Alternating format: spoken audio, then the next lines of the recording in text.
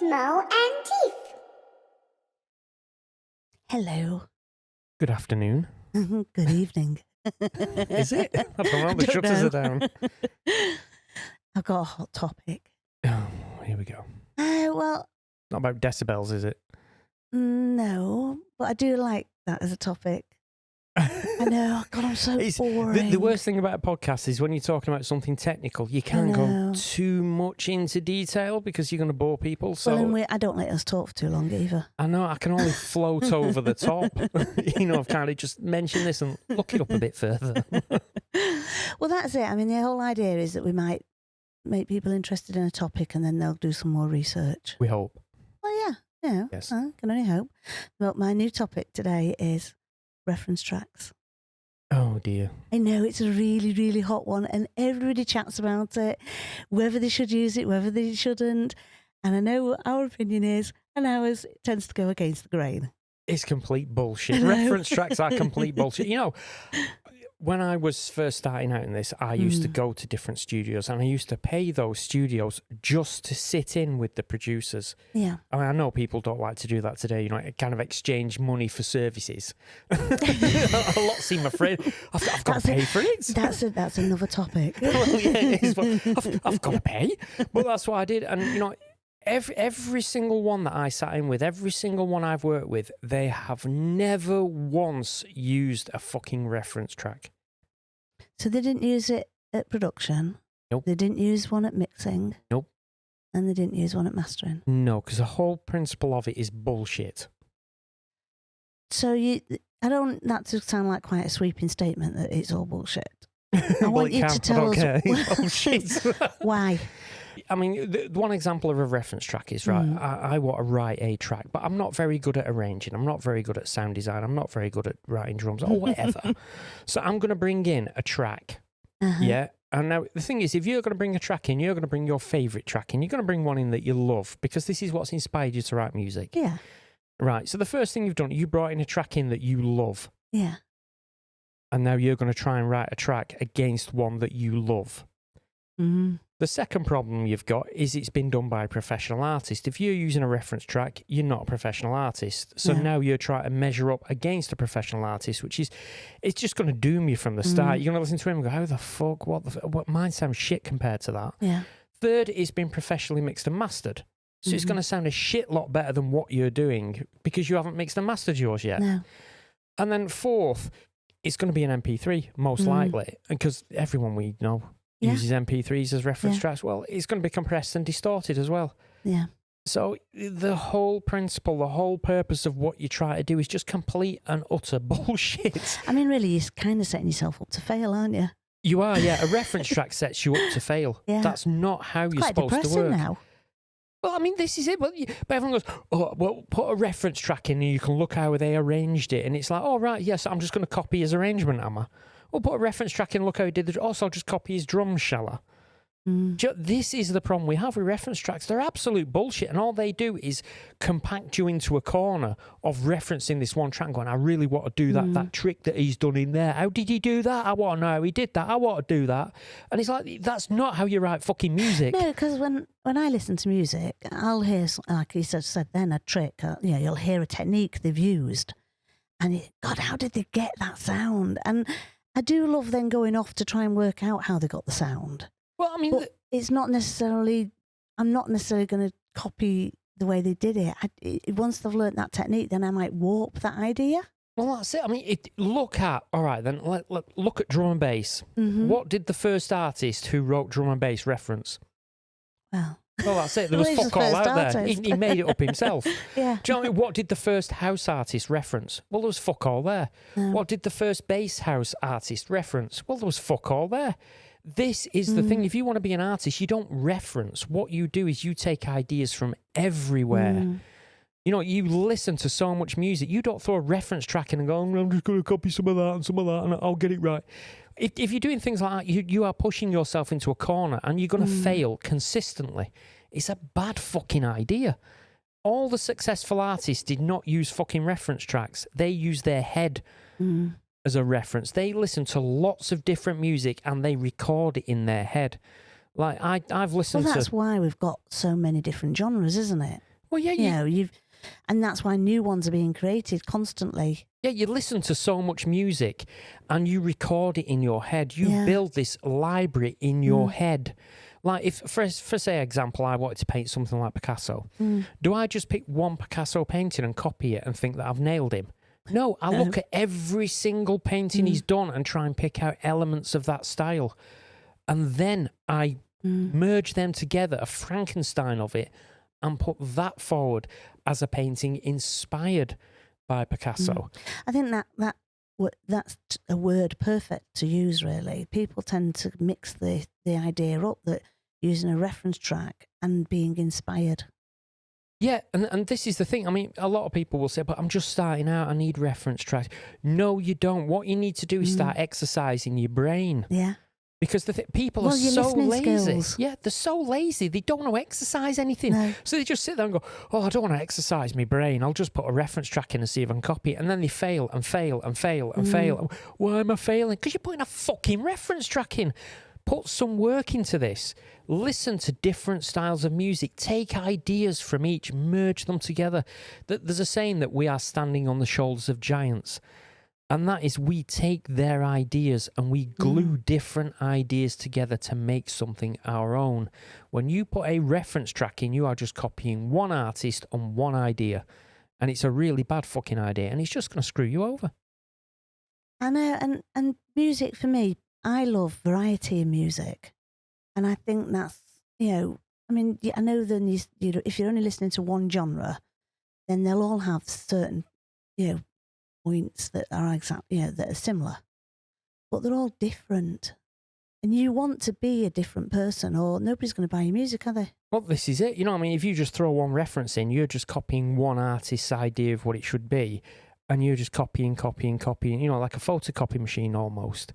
You're taking their ideas and you're warping them, but you're still looking at their drums and going, oh, well, their drums go dum, clack, clack, clack, dum. I'm going to go dum, clack, clack, clack, clack, clack, clack, dum. Do you know? Yeah.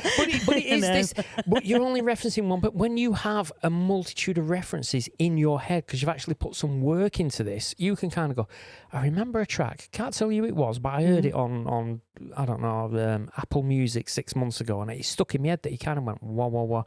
And I don't look up that track then and go, oh, how did he go, wah, wah, wah? I kind of think, I'm sure it went something like, wah, wah, wah. And I will just make my attempt of what I think I heard. Now, my memory's not infallible, so I'm not going to be copying him, but my idea, the inspiration came from that wah, wah, wah sound, and I make it my own and I make it sound well. Do you think it's because, say, like now we have the Doors, so we can do, I can do my Control Z so easily. Yeah, the Command Z. That's You're on your PC. Just press the buttons. I do the same. It's muscle memory, isn't it? It's commands. Yeah, it's like the other week somebody saying, "How do you use this sampler?" I'm like, I could show you if I was there because my muscle memory's there, but I couldn't. If I have to look at it and think about it, you're screwed. It's a lack of confidence, and this is one of the major things. People don't have a lot of confidence in themselves. They think that if I write a piece of music that is just me, everyone's going to say it's a piece of shit. But if I copy someone else, everyone's going to go, well, I love him and I love yours now. That's not how music works. People will just listen to it and go, you sound a bit like Deadmau5, don't you? It's not very good, and it sounds like a bad copy of Deadmau5. You sound like a clone of him that's got a few problems. That's how it works. So if you wanted to write like Deadmau5, you listen to Deadmau5, listen to everybody who's Deadmau5 has inspired, and you take all those ideas and merge them into what you want it to become. The minute you listen to something and go, he goes da, da, da, da, on the 8th offbeat, I'm going to copy that. You're now copying more ideas. Oh, he does this sort of pluck with the sort. I'm going to copy that, and you're not really being who you are. Try and trust your memory, and if you're not willing to trust your memory, you're screwed. But it is a lack of confidence. Well, I think it's lack of confidence. It's a lack of, learning your craft, committing to your craft, and believing in yourself. Yeah, I think if somebody says to you, "Well, you're just starting to use a reference track," ignore them. Don't do it. Just go in there, listen to lots of music, and just go in and write what comes out. So, you do a lot of mixing. Yes. And you don't use reference tracks in your mixing? No. No, because I mean, this is another problem. Moving on now. Now we're into mixing, right? Let's say somebody sends me a track, and it's like, I want you to mix this track, right? Yeah. Now, I may ask for a number of tracks. I say, send me 3 or 4 tracks of what you're thinking of. And I won't listen to one track, put it in a DAW, and as I'm mixing it, go, the bass is at this level, the mids are at this level. Because whoever sent me this track is going to be completely fucking different to the guy or this reference that he sent me. Yeah. And the thing is, if I've got 3 or 4 references, I can listen to those and I can extrapolate the information from those. Like, all right, the highs tend to be smooth in all of them. Yeah. The lows tend to be quite beefy or quite aggressive or what. And I'll take those principles and then I will mix into it and go, well, when I listen to that, all of those tracks he sent, it was a very aggressive bass. I'm going to make this aggressive. But if I just put one track in, and this brings us back to FFTs, and try and rely on an FFT to tell me how to mix, I'm going to make a disaster because his bass is not the same as this reference bass. No. You know, his snares are not the same as this reference snares. So I can't do that. And if you try and do that, it turns out sounding like shit. And I have the same situation with mastering. Exactly. You know, that somebody will send me a track, and then and again we say some reference tracks, because again their track is often very different than the reference tracks that they've sent. Yeah, exactly. This is it. You have to build an oral memory, an oral reference in your head, and you got to remember that your memory is infallible, but that's what's so good about it. That's how you make new things. I mean, there's a great quote here. I was pulling it out when you started to talk to me about this because I love this quote. People hate their own art because it sounds like they made it. They think if they get better, it will stop sounding like they made it. A better person made it. But there's no level of skill beyond which you stop being you. You hate the most valuable thing about your art. I think that's absolute awesome, genius. That is a genius I know you've quote. quoted it a few times to me. Yeah, I took a photo of it because I came across it. I thought, I'm having that. Because that is a genius quote. But that's very true. It is. You have to start trusting yourself and develop some confidence in yourself. And the problem is, as we discussed before, there's too much Command Z. If you screw up, Command Z, it's okay, I'll do it again. Yeah. You will learn better from making mistakes. I was going to say this. I mean, I will master a track, and then I will finish the job, and I will come back to it with fresh ears. Yeah. Either the same day, or I might, if it's a busy day, I'll come back the following day, because I want to have, say, even I had a cup of coffee and away time from it, and come back. And there's been some times where I've listened back and I thought, no, it's not right. Yeah. But I've been able to, I know what is not right about it, because I've been building up my own auditory memory. Exactly. Yeah. And I go back and I sort it out. And the same with you, with your mixing. I mean, I've seen you do that. You'll mix something and you will have a couple of days off from it, and then you'll come back to it. And I'll mix it again because it's not right. Yeah. Yeah, this is it. But I've not got a reference track in there going, oh, it's doing this and it's doing this. And it's a really, really, really bad idea. It's absolute bullshit. And as I say, the best way to think about this is, what did the first ever drum and bass artist reference? Was he sat there going, oh, I'll tell you what, I'll reference what? What the fuck did he reference? What did Jungle reference? What did they reference? They can't, because there was nothing there. They took ideas from everywhere and glued them together, and that's what a true artist does. And if you think you can just stick one reference track in and you listen to it and go, yeah, I'll copy this, this, this, and this, you're never going to succeed. They're a really bad fucking idea.